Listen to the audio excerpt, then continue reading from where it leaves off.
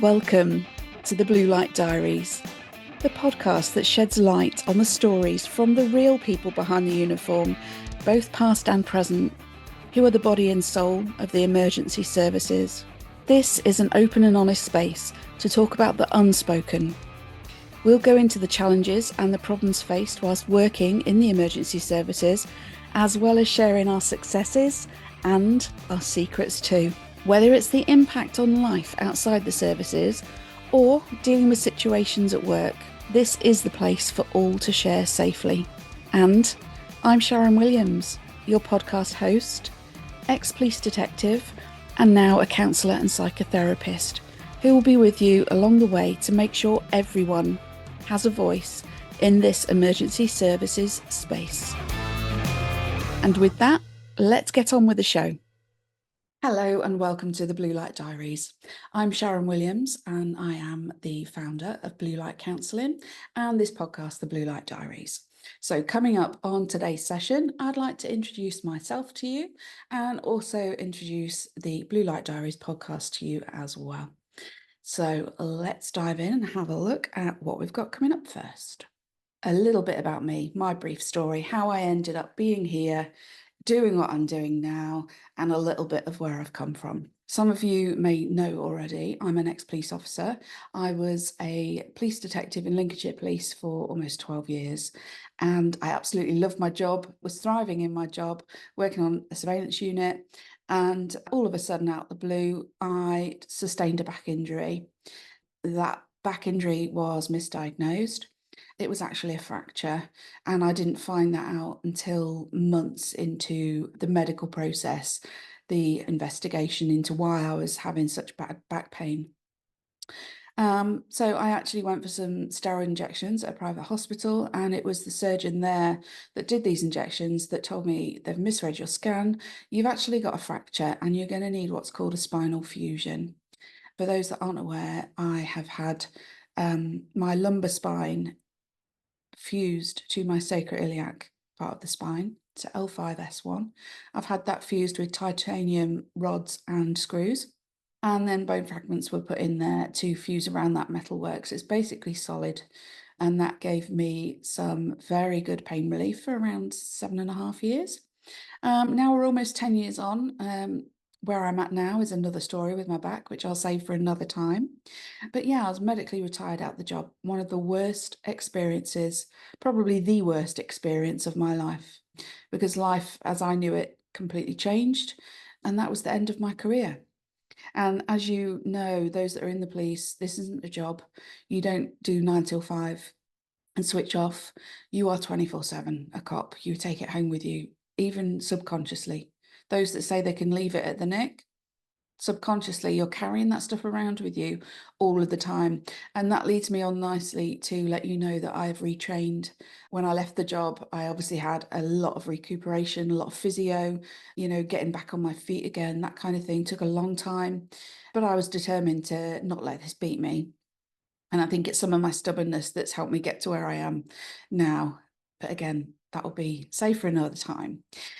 So when I left the job, I retrained as a driving instructor and I taught learner drivers for a number of years. And then I started training people to become driving instructors, so working with adults who wanted to teach learners. And I love doing that. I've always been one that likes helping people. I was a tutor constable in the police. I was an assessor in the police, and it kind of naturally followed on from my advanced driving in the police that I did on the surveillance unit, that I became a driving instructor because I love driving and I'm a professional driver. So that's what I did. Whilst I was working as a driving instructor and driving instructor trainer, I went to like night school, college of an evening for about 4.5, nearly 5 years now, and retrained to become a counsellor and psychotherapist. And last year, 2023, in August, I officially launched my private practice, Blue Light Counselling.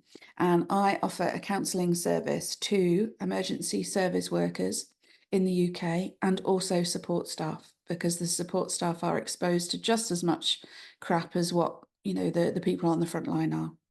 And I want to make it kind of clear that, whatever life throws at you, whatever life throws at you, there is always a way out the other side. And it's very much down to dogged determination and stubbornness that will get you the result that you want to get.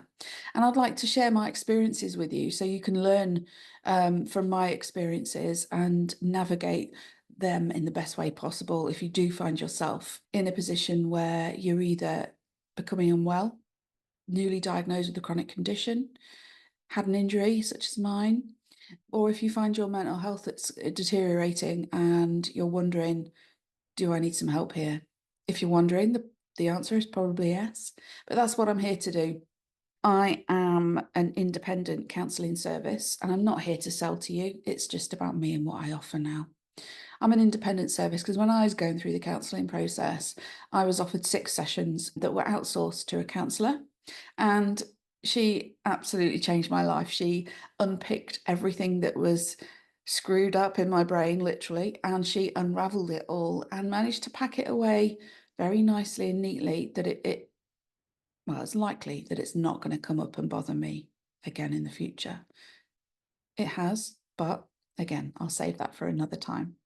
Yeah, she was life changing. But I found that, the 6 sessions wasn't enough. We just sort of built a rapport. I'd explained to her what I'd got going on because it wasn't just my back. I was going through a real traumatic time with a very, very dear, close family member that was diagnosed with cancer, which was incredibly shocking. And there was other family events that were going on that had just caused a massive shockwave through the whole family. And I was carrying with me ulcerative colitis. I've had that autoimmune condition, which is otherwise known as inflammatory bowel disease, since I was 19 and I'm almost 45. So I'm a bit of a pro with inflammatory bowel disease now. And that kind of gets flared up and aggravated with stress. I also had a very antisocial neighbour at the time. I was sleep deprived. I was trying to work in a job that was so demanding.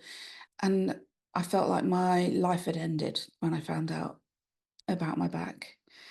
And it had, my life had ended as I knew it. But at the time, I felt like that was it. Life was over.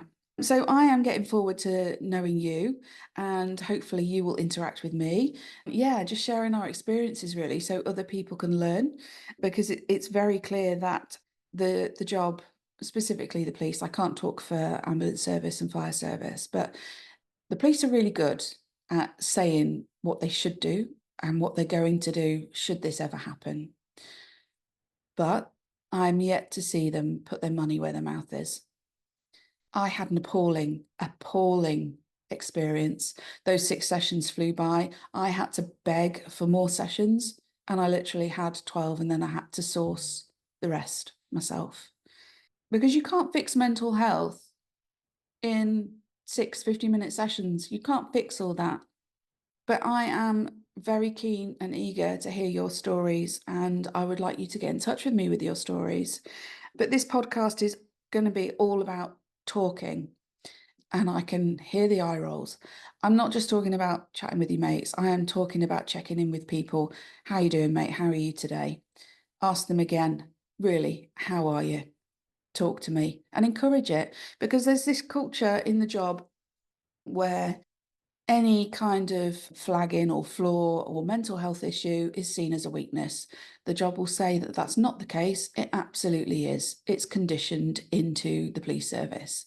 And I will bet my whole world on the fact that every police service is very similar.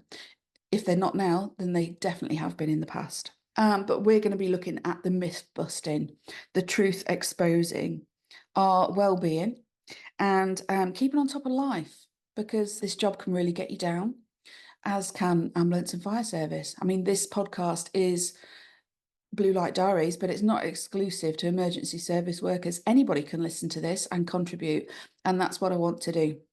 I want to make this the diary, the place where we talk about all things blue light, but it doesn't necessarily have to be just from service workers, just from support staff. I will be looking at speaking to families of people that work in the police.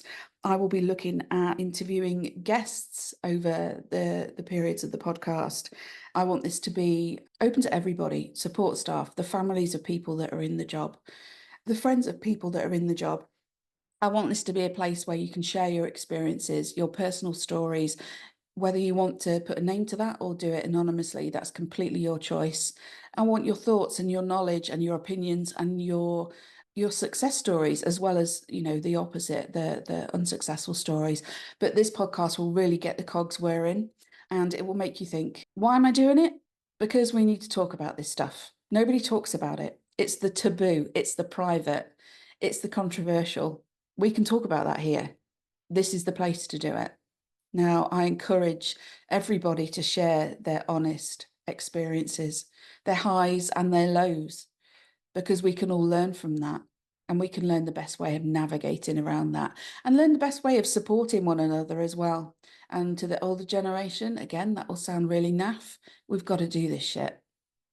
It's important. The roles that you do, and I've done, you are more vulnerable to mental health issues than most other jobs in the world.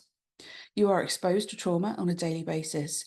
You collect all those little snippets of trauma up, and you carry them over your shoulder around with you all the time. You don't know about it, but you do. And the only time that you will realize that, oh, I've got a lot of shit on my shoulders, is when it gets too much and the problems start to set in and you ask for time off. If something happens at home, I need time off. My husband's poorly. I need time off. My partner's poorly. Well, we can't do that. We haven't got enough numbers. Okay. Suddenly, that bag of shite over your shoulder, that trauma that you've collected over all of your service so far, becomes an issue. It becomes heavy. It raises its ugly head. And what I want to do, my mission 100% is to stop that from happening. Well, prevent it from getting to the point where you burn out. I want to help people recognize that they need to look after themselves as much as they do everybody else. Put yourself first. So yeah, maybe looking at sort of community building as well. And I will have some guest speakers on here from all kind of different industries that will help support you and will give you ideas and food for thought. I want to share real, unfiltered stories that inspire and empower and that give you the opportunity to have your say too. And as I said, that can be completely anonymous. We can work with whatever information we get. So in 2022, 21 million people listen to podcasts, and this is expected to reach 25 million in the next few years. So this is why I'm here. I had so many ideas that I wanted to write a blog about, that I want to do a social media post about. But I know you guys haven't got time to sit scrolling on social media all day, unless you're on a scene guard, obviously. You haven't got time to sit down and read a blog on my website or that I send you via email.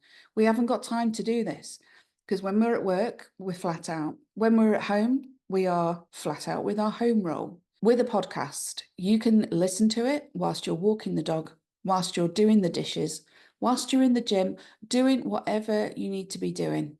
It's short, it's sharp, it conveys information, it shares experiences, it shares information.